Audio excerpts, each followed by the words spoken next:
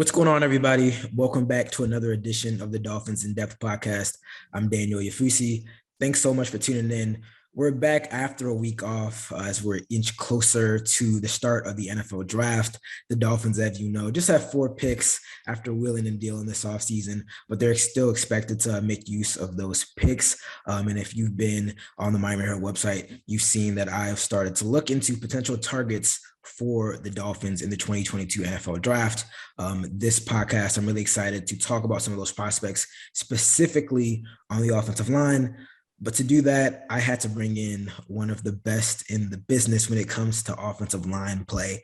And with that, I'm really excited to introduce Brandon Thorn, the owner of the Trench Warfare newsletter. He's been doing scouting breakdowns for Bleacher Report. Brandon, welcome to the podcast. How you doing? Good, man. I'm doing really good. Happy to be here. I'm glad we're able to work this out, and I'm excited to talk about some offensive line prospects and players. No, most definitely, most definitely. I've been saying it for, since I've been doing this podcast, offensive line play, it's not sexy. It's not what sells newspapers, but it's important as ever for NFL success. And we know about that a lot in Miami with some of the struggles of the offensive line last year. But with the new head coach and Mike McDaniel, they have an entirely new offensive coaching staff. Frank Smith, the offensive coordinator, who has a track record in developing and coaching offensive linemen. Matt Applebaum, the new offensive line coach, coached at Boston College, has a reputation for developing some prospects who are actually in this draft cycle, but kind of taking a step forward and kind of looking big picture. There's been a lot of talk about Mike McDaniel's scheme, specifically the zone running scheme, how that's going to be implemented with this offensive lineman. And I want to ask you to start off, if you can kind of do an offensive line blocking for dummies, break it down to its core. What is the zone blocking scheme and what does that require of offensive linemen? Yeah. So, I mean, McDaniel coming from the Shanahan tree and everything, and just kind of Shanahan, his dad, Kyle Shanahan's dad, Mike Shanahan. I mean, going back to that, it all kind of revolves around the idea of creating, I think, lateral displacement a lot of the time. So, not necessarily driving defenders backwards as much as it is opening up that front side and cutting off the backside and just trying to hit inside of those gaps that open up. So making one cut and go for the back. So that's the kind of just idea of like wide zone, is again to just create that lateral displacement, widen and stretch the defense out, and then cut off that backside. So it requires different, traits and skills and things like that, depending on the defensive alignment, I think, is important. Whether you're covered or uncovered, that's going to determine if you're going to combo block or not. So combination blocks in the zone run game are critical. So, that involves a lot of trust and familiarity with the guy next to you in terms of how you're going to handle different looks that you see. So continuity is usually a big factor in success for the zone running scheme. But man, I think that McDaniel and what him and Kyle Shanahan have done the last few years together, their running game is really on the cutting edge in the NFL, in terms of what they're doing and how they're getting guys advantageous looks and the little wrinkles that they're adding in, whether it be with different motions and different personnel groupings. And so I'm, all that to say is I'm very excited to see how McDaniel can design this run game and kind of get, built-in advantages early. And he has some personnel at his disposal, obviously, now to make it very interesting. Just their creativity and how they've kind of developed, that wide, tight zone running scheme over the last few years together has been amazing to watch. They'll also run other concepts as well. I would imagine, Shanahan and him did, power concepts, gap concepts here and there as well, but that's more of like change ups. They're going to, their bread and butter is still the wide, tight zone. So yeah, I mean, that's kind of some of the things that you need to succeed. Some of the things that I think of, that need to be in place, and just kind of how I'm expecting it to look a little bit in Miami. So yeah. And then we can get into the personnel and stuff like that, but yeah, that's kind of how I think about it. Yeah, when you it was interesting. We got Austin Jackson, their 2020 first round pick. He's kind of been moved around a little bit on the offensive line his first couple of years. But he expressed a lot of excitement for this staff. And obviously they're entering the third week of their offseason workout programs. They're not necessarily, breaking down a whole bunch of plays and whatnot. But he talked about how the offensive scheme is very, very detailed. Do you tend to see that with this wide zone scheme, and kind of just looking at the past with Shanahan and Mike McDaniel? Yeah, I mean, I feel like that's kind of part of their advantage, is being extremely detailed and knowing how to convey that to the players in a digestible way, so they can understand it. And, with enough repetition and time, actually play fast and not make it so complex, and kind of, make it a little bit more simple for them in a way too. But yeah, I think generally a lot of the really good offensive line coaches that I've gotten to talk about and to and stuff like that, they some of them at least have very detailed kind of progressions and coaching points and things like that. Like Bill Callahan is kind of like on the Mount Rushmore of offensive line coaches, and he's renowned for being like extremely detail oriented in terms of like within inches of footwork and hand placement and things like that. So it wouldn't surprise me for McDaniel and Shanahan and stuff to be that way. Even going back to Alex Gibbs, who's kind of like the godfather of the zone run scheme. Yeah. But yeah. So I think I've definitely seen some of that, and I remember Alex Gibbs' coaching clinic that's available on YouTube. Some of the details that he talks about in there are very down to the literally, like if you step 6 inches too far to the left, it can ruin the Yeah. leverage you can create on the block, and yeah, stuff like that. So that's why in the beginning I mentioned the continuity factor being big, because over time when have that familiarity with the guy next to you and you kind of are on the same page and moving in unison, Yeah. that can really allow things to click. So yeah, that I do think that's a really important part of it as well. Yeah, Austin Jackson talked a lot about that, about how they really want to be as one, and how it's like the movements are really just getting down the line or just in sync. You mentioned the personnel, and obviously the Dolphins are really active on this offseason in revamping that offense, and particularly on the offensive line, adding two veteran legitimate starters in Teron Armstead from the New Orleans Saints and Connor Williams from the Dallas Cowboys. We spoke a lot about, and kind of broke down what Teron Armstead could be for this offensive line, as really like that veteran presence, an anchor, a multi Pro Bowler. What stood out to you from those two additions? I mean, Teron Armstead is I don't know if you'll find anybody higher on Teron than me. I know. So yeah, like I just getting to be around him honestly is what really is like sold me on him at Offensive Line Masterminds the last few years, and just hearing his approach and how detail oriented he is, how much he thinks about things and how he thinks about them. And he's definitely like a natural leader. Guys gravitate towards him even there, at Offensive Line Masterminds where it's primarily pro players. He was pretty much one of the leaders, and I just think his presence, man, is going to do wonders for that offensive line room. I don't think we can overstate that or say it enough. Just the leadership he brings, the experience, the intelligence, the football intelligence is through the roof. So all of that type of stuff that's kind of hard to quantify is there, but then he's also one of the best athletes in the world, in the offensive line community, in terms of on paper, what he did at the combine when he came out, the fastest 40-yard dash of all time. Mike McDaniel loved that as a speed guy. Oh yeah. I mean, so he has that element, that Trent Williams element, where you can actually design run concepts around him. Wow. And allow him to get out in space, but also he's very strong and powerful. So he's going to be able to create that displacement on the front side of zone. He could cut off the back side of zone very well. I mean, pick just an absolute ideal fit for the scheme as well. So I thought it was a home run signing. I thought they got him cheaper than I expected him to go for as well. Really the only knock that there is, on his game at all has to do with durability and just staying on the field. He's averaged like 12 games, I think 11 or 12 starts over the last 5 years, I want to say.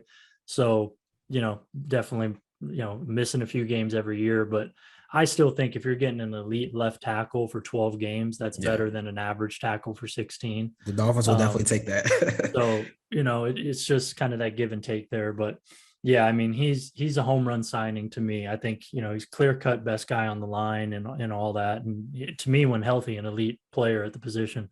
So yeah, and then Connor Williams, totally different, much younger, much more unproven, a little bit more up and down. Well, a lot more up and down, more of like a middle of the pack starter to me, but he still has a little bit of upside too because he's so young. Came into the NFL very young. Yeah. He's still pretty young, kind of like Austin Jackson, who's just 22 years old. So Connor, I think, is like 24 now, 25. But either way, young, room to improve with his technique, consistency, and pass protection, especially.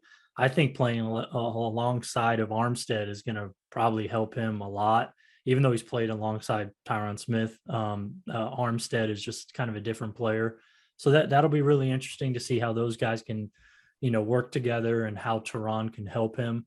But yeah, so I think it's an improvement, nonetheless, but more of kind of that middle of the pack solid starter with some upside, whereas Armstead is more kind of top tier. But yeah, it's just nice to see that they improve those positions either way. And yeah, so I'm pretty excited about what they're doing so far. Yeah, as I said, there's a lot of excitement in Miami as well with some of those additions.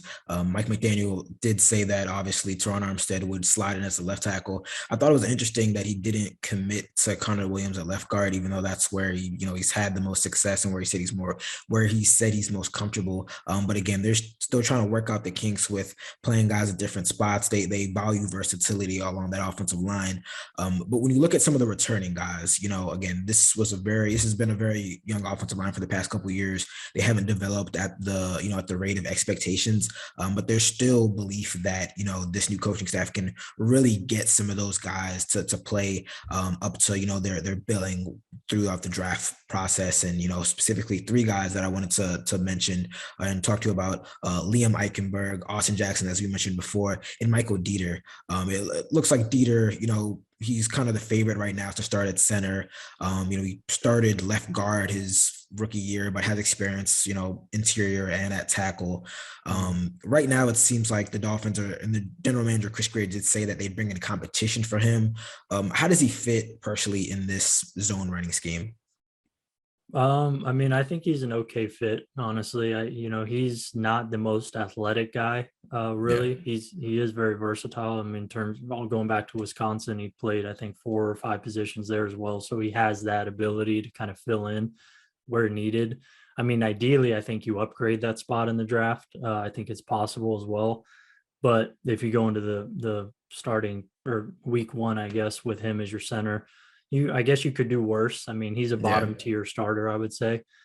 Just not super powerful or explosive, but he is pretty technically sound, fundamentally sound. It's just certain body types and matchups are going to be tough for him. But if he's, playing in this scheme, he'll have the opportunity to work a lot of combination blocks and not really have to create movement on his On own his as he own, would yeah. in a gap scheme. So in that regard, I think it kind of helps him a little bit. But in terms of climbing to the second level, picking off second, third level targets, I mean, this isn't probably the guy who's going to do those kind of things. So, there's give and take with pretty much every guy in the league if they're not an elite player. So, there's always that there. So that's how I see him. And Eichenberg, I liked a lot coming out of Notre Dame. I did a full scouting report and grade all that stuff on him. And I compared him to Riley Reef. Yeah. So that's the caliber of pro I saw Liam Eichenberg developing into. I gave him, I want to say, a second round grade as well. So I was pretty high on him. But yeah, I mean, definitely shorter arms, that's kind of his big thing that I think he needs to learn how to overcome in the pros in terms of adjusting his technique and things like that. He was a big 2-hand striker in college, and that can get you in a lot of trouble at tackle because if you miss, the rep's over, the guy's blowing by you.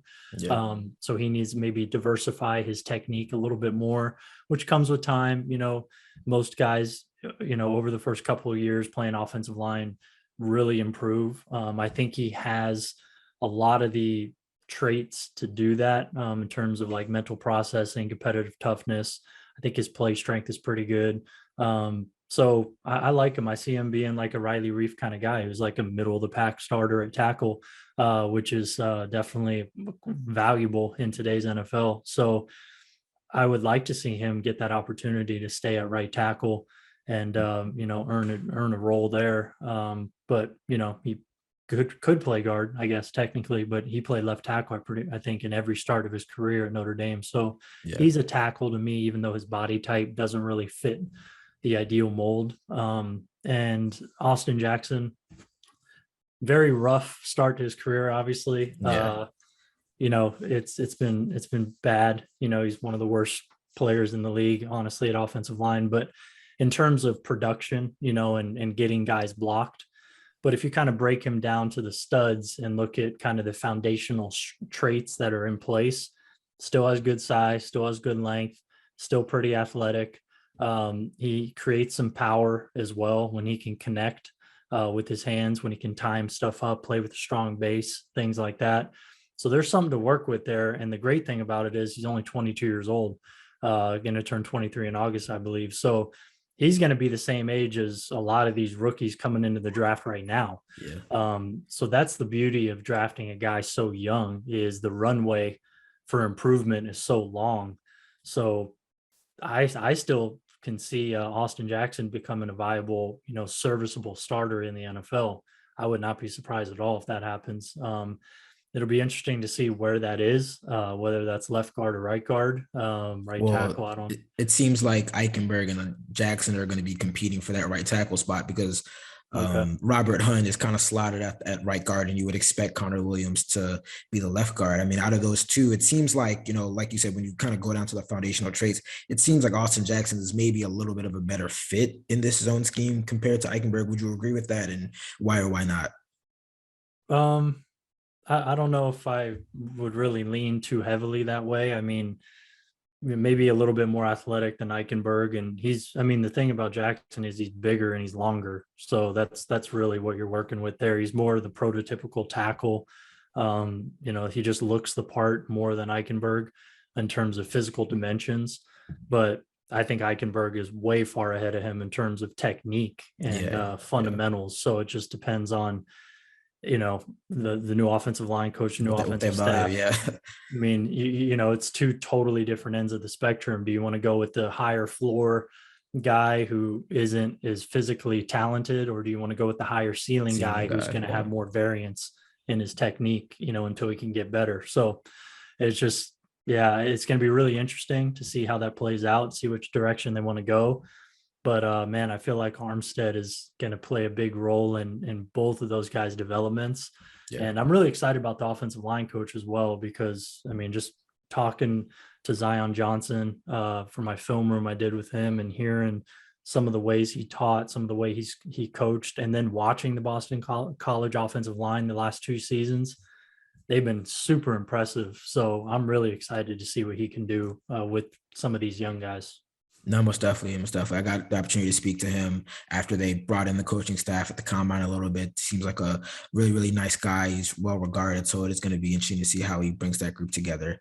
We're going to take a short break, but when we come back on the other side of things, we're going to talk about some of the draft prospects like Zion Johnson. He's not going to be available for the Dolphins at the first pick, but we're going to get into some potential picks. So stay locked with us. What's going on, everybody? Still here at the Dolphins in Depth podcast with Brandon Thorne. We've been talking all things offensive line with the Dolphins, breaking down this zone running scheme, what they seek in their offensive linemen, as well as some of the Dolphins' new additions, as well as their returning players.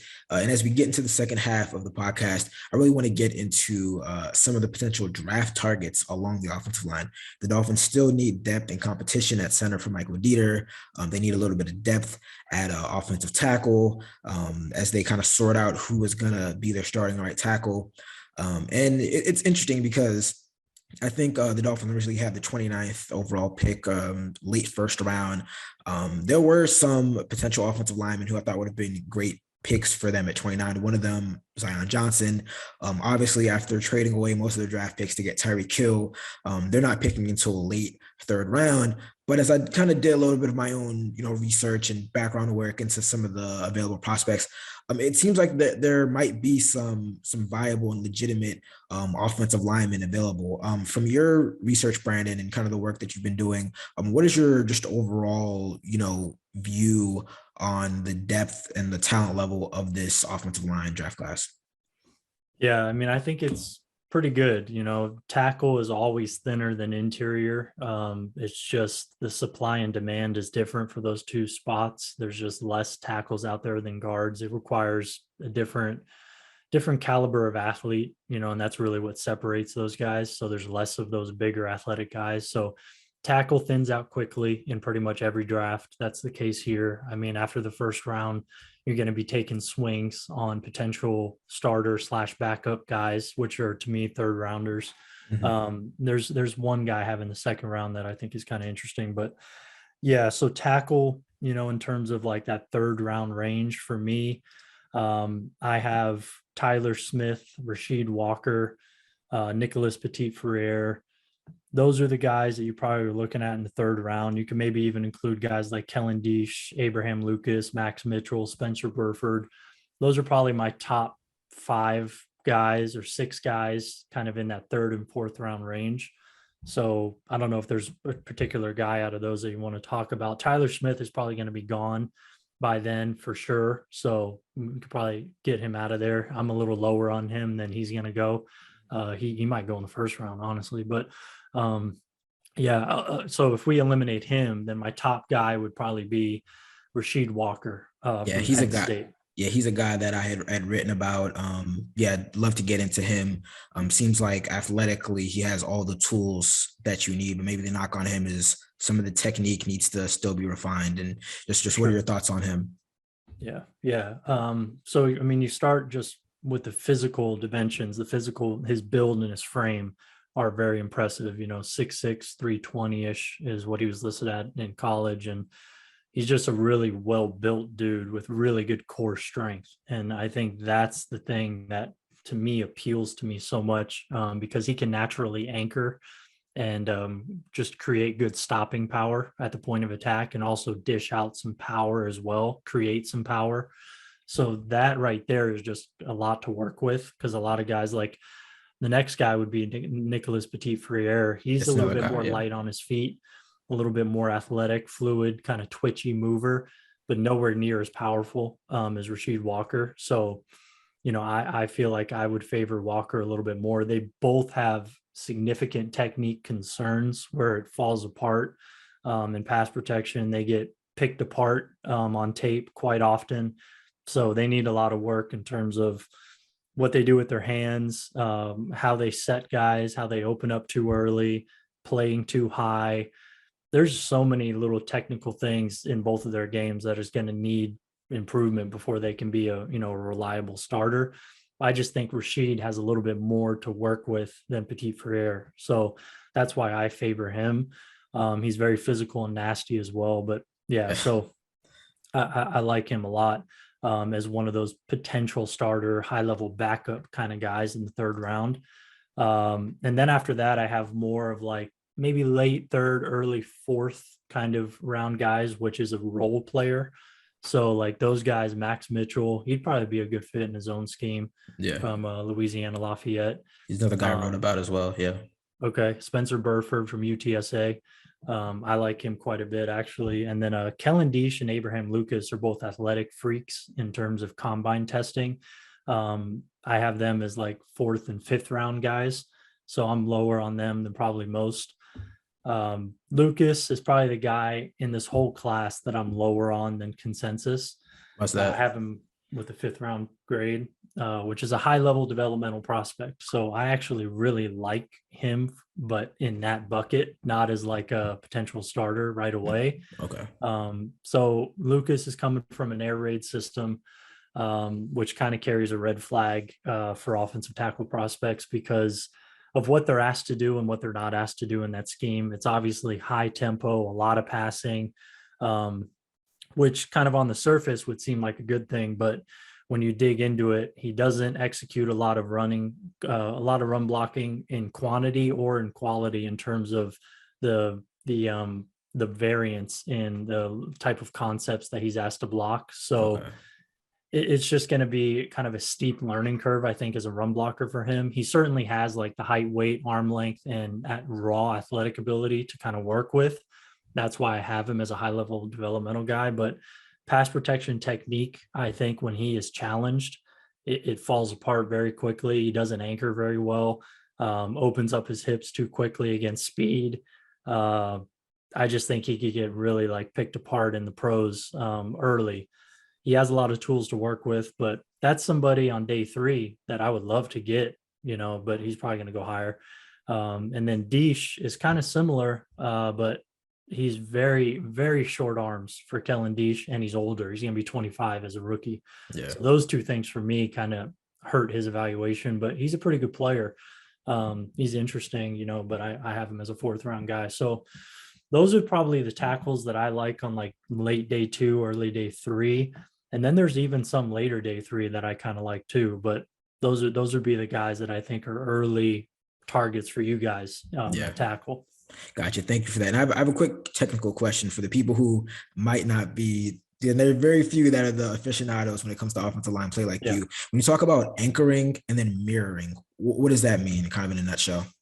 So anchoring is if a guy is going to a bull rush as a pass rusher, if he's basically trying to run right down the middle of your body and collapse you basically, or, compress the pocket. It's your ability to drop your anchor or, drop your hips, bend at the ankles, create force through the ground and create stopping power to, dissipate momentum, create lift with your hands and anchor with your lower body. And it's very technical in terms of doing that. Some guys are more natural at it than others, but there's a lot of technique in it as well. It's not pure strength. It is a lot about leverage. So that's anchoring. Some guys do it better than others. And then mirroring is basically just staying in front of a guy and not letting him get by you. And that obviously lateral quickness is kind of the predominant trait needed to do that, but a lot of it is anticipation as well, recognition, and I think fluidity, playing with a strong base. Some guys, their base gets really narrow. Some guys, they play with a wide base and that kind of negates their lateral quickness. So there's a lot of different things to look at when you're trying to break it down, but yeah, kind of in a nutshell, it's just staying in front of the guy, that's trying to get by you. That's like the most basic, level of it. Gotcha. Thank you for that. And as we kind of transition into the last part of kind of the potential draft targets for the Dolphins on the offensive line, interior offensive line, and specifically center, I think Tyler Linderbaum is kind of viewed as the consensus center. Zion Johnson, who I know you had mentioned before, and even on Twitter talking about whether he's a better fit at guard or center. I know he took some center snaps at the Senior Bowl. Just what are your thoughts on that? When I looked at it, it seemed like there were a lot of guys, and I feel like this tends to be the case in the NFL, guys who were guards in college, but maybe they don't have the measurables or whatnot, and they kind of get pigeonholed to center. And it seems like you have that in a lot of cases with guys like Dylan Parham and others. What are your thoughts on this kind of the interior line, but more so center class? Yeah, I mean, I really like this center class. So this is a much more exciting conversation to me, like for Dolphin fans, because the 3rd round in this draft, that would be my favorite spot to pick probably in this draft for interior offensive line, because I have like 7 guys almost that I would love to have as 3rd round pick. So specifically center though, there's probably like 3 or 4. Dylan Parham, you mentioned, from Memphis. He's a very, very interesting player. He did very well at the Senior Bowl playing center for the first time in his life. And I think really when you look at him, his quickness jumps out, his burst. He's very good about getting around guys and hooking them, reaching them, which is something you would do on the front side of a zone run. He worked combination blocks well in college. He did it at the Senior Bowl as well. The thing I really liked about him, though, is when he gets kind of locked on with his hands inside of a defender's frame, his grip strength is very good, and it's better than you would think for a guy who's kind of undersized. So he has a little bit more strength to his game than you would think of, being more of like an athletic kind of guy. So I like Dylan Parham quite a bit. He'd probably be maybe one of my favorite center guys in that day or in that round 3 range. Luke Godecki is another guy. Played right tackle at Central Michigan, but he's probably going to kick inside to guard or center. Okay. And I really like him. He's a little bit more powerful than Parham, and a little bit more raw too. Hasn't been playing offensive line very long. Former converted tight end, but he is a guy that I think is neck and neck. I have them with the same grade basically. It's just pick your flavor at that point. And then Luke Fortner. Yep. Yeah, Kentucky center, played guard in 2020, center in 2021. Really like him in the same range. Maybe not quite as fluid of a mover as those two guys, but very technically sound and adept zone run blocker. He has a lot of good tape from 2021 at Kentucky in the zone run game that they ran. So I just think in the run game, he'll be able to be good right away. Probably the highest upside guy out of all these guys is Cam Jurgens from Nebraska. So that's a guy. I put a tweet out a couple of weeks ago that that tweet with Diddy and that other guy in the judging contest. Oh yeah, and they're like staring at each other. So I basically said that was Kyle Shanahan and Mike McDaniel looking at each other in the round 3 or 2 for Cam Jurgens. Do you think he would last the bottom of the 3rd round though? Bottom of the 3rd. I wouldn't say necessarily bottom of the 3rd. I have him with that grade, but I think I'm probably a little lower than he's going to go because people get enamored by combine testing. Yeah. And that's really why he's jumped up. And his tape is much more up and down than a guy like Linderbaum. He's kind of like the discount Linderbaum. I've seen that. Yeah, that's true. I mean, there's a lot of similarities. They're both very explosive, and they're very nasty as well. They're like tone setting kind of guys. For the Dolphins when you pair a highly athletic guy who has a lot of twitch and explosiveness with kind of that nasty tone setting mentality, that's kind of like an offensive line coach's dream. And Cam Jurgens is longer than Tyler Linderbaum. So like his arm length is, I want to say over 2 inches longer, which is significant. So maybe a little bit more work to work with there than Linderbaum. So he'll probably go in the 2nd, but he's the bottom of the guys I just mentioned in terms of film grade. And then Cole Strange would be the next guy. He met with the Dolphins at the combine. I remember speaking to him. Yeah, he was in his own running scheme as well. Yep. Kind of similar to Jurgens in a lot of ways. Very athletic.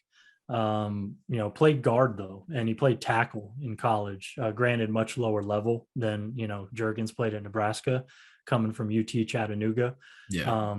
But man, he has some impressive tape. His game against Kentucky, playing left guard, was impressive. Senior Bowl, very impressive at center. I see him as a center. So he's a guy I have with a late 3rd round grade. I mean, he'll probably go early 3rd, I would guess, late 2nd, maybe, but he's a guy who could be within that range, potential trade up potentially for some of these guys as well. You probably wouldn't have to give up a whole lot to move higher in the 3rd.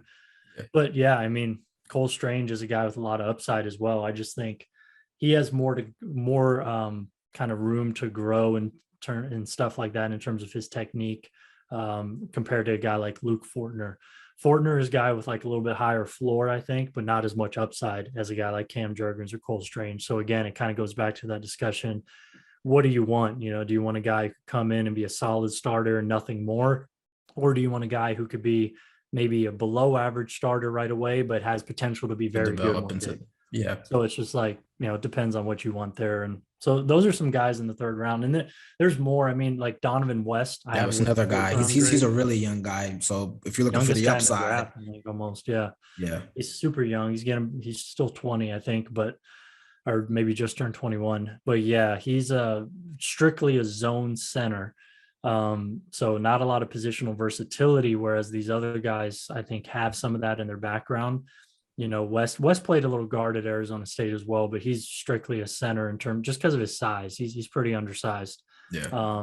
But I really like him. I mean, I think he's skilled, and I think he's kind of a sleeper in this draft. So in the 4th round, I would love to get a guy like Donovan West because again, there's that runway because of how young he is. I mean, 3 years from now, he's going to be the same age as, Luke Fortner is right now. Yeah. So, you know what I mean? It's like that's kind of enticing because there's a lot to work with there. Zach Tom is another one from Wake Forest. Yep. Yeah. Tested like an absolute freak in terms of combine testing, so he checks the boxes in terms of athletic ability. You could see it on tape as well. The thing with him is he's coming from a kind of like a Mickey Mouse offense at Wake Forest. I mean, it's RPO heavy, pretty much the same run concept almost every time. He's not being asked to do a lot and he's not being challenged a lot.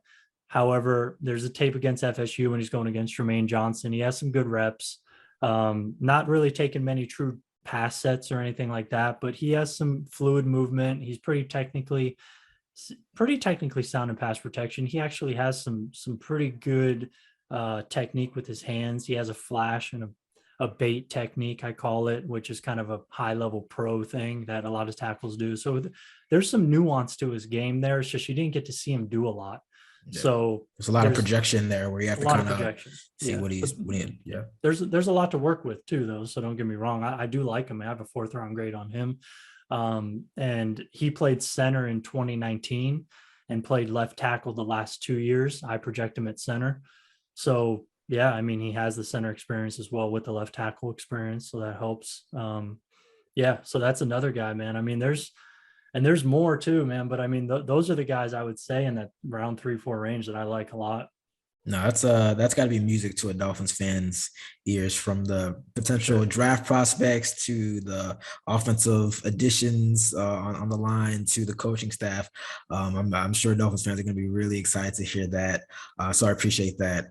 And thank you for everything that you've been able to add. I think that, again, rightfully so, there's a lot of excitement for the additions the Dolphins have made, not only with Tyreek Hill and some of the skill players, but on the offensive line, getting that real core of the group together. So it's going to be interesting to see how they all put that together in the next couple months. And I want to thank you again. That brings us to the end of another edition of the Dolphins in Depth podcast. As I said at the top of the podcast, definitely check out the Trench Warfare newsletter. Brandon has some really great film room sessions with some of the top prospects and some other prospects that we've talked about. So definitely check that out. Anything else you want to plug, Brandon?